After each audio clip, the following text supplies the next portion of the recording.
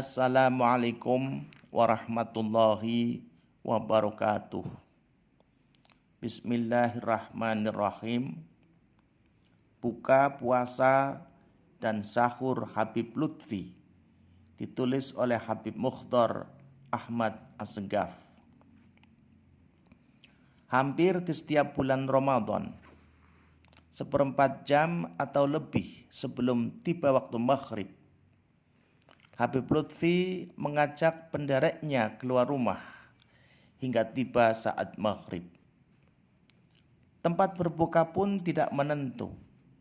Terkadang di pinggir jalan, terkadang di keramaian kota, terkadang juga di pinggir sawah. Sesekali beliau hanya duduk santai di rumah jika tidak pergi kemana-mana. Ketika terdengar suara azan, pertanda waktu maghrib tiba dan saatnya berbuka puasa, beliau segera mengambil air putih dan berkumur 3 kali. Mungkin untuk menghilangkan kotoran yang ada di rongga mulut dan sekaligus menyegarkannya setelah seharian tidak kemasukan apapun. Lalu beliau berdoa. Setelah itu barulah mengambil 3 biji kurma ukuran besar, kira-kira seukuran ibu jari. Beliau menggigitnya dan mengunyahnya pelan-pelan dan berulang-ulang sampai lembut. Barulah kemudian ditelannya dengan nikmat. Usai menyantap 3 biji kurma, Habib Lutfi lalu meminum kopi siwalan, kopi khas kegemarannya yang telah diracik sebelumnya dalam termos kecil agar tetap tahan panas. Sedikit demi sedikit dituangkannya kopi dari termos ke dalam cangkir, lalu diminumnya 3 atau 4 kali teguk sampai habis. Setelah itu beliau mengambil korek api dan menghisap rokok pelan-pelan. Itulah menu berbuka puasa yang beliau nikmati setiap hari. Sedangkan makanan dan minuman baru beliau sentuh usai sholat tarawih sekitar pukul 22 malam. Suasana berbeda kita dapati saat waktu sahur. Biasanya beliau bersantap sahur bersama keluarga besarnya, istri, anak, cucu, menantu, santri, dan para khadim. Suasana santap sahur cenderung lebih semarak dengan menu makanan dan minuman yang beraneka ragam.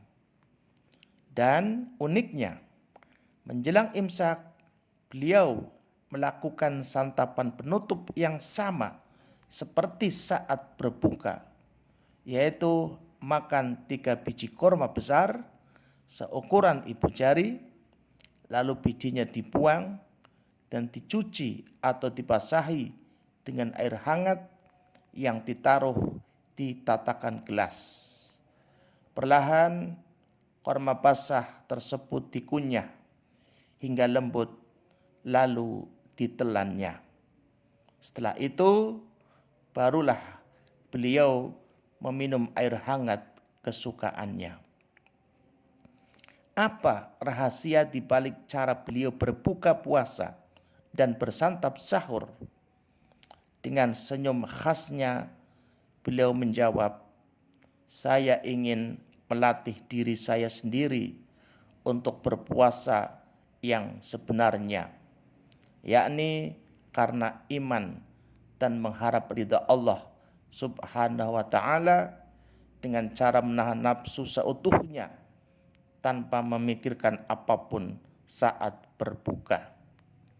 Menurut beliau, berbuka puasa dengan beraneka ragam makanan dan minuman, apalagi sudah direncanakan sejak siangnya, akan menghilangkan fungsi dan esensi dari puasa itu sendiri, yaitu menahan hawa nafsu.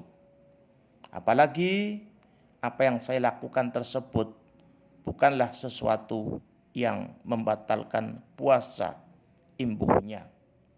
Demikianlah puasa para solehin, ahli tasawuf, dan orang-orang pilihan, khawasul khawas, yang fokus perhatiannya bukan hanya pada hal-hal yang membatalkan puasa secara fikih saja, tetapi juga hal-hal lain yang bersifat ruhaniyah yang dapat merusak pahala dan fungsi disyariatkannya puasa.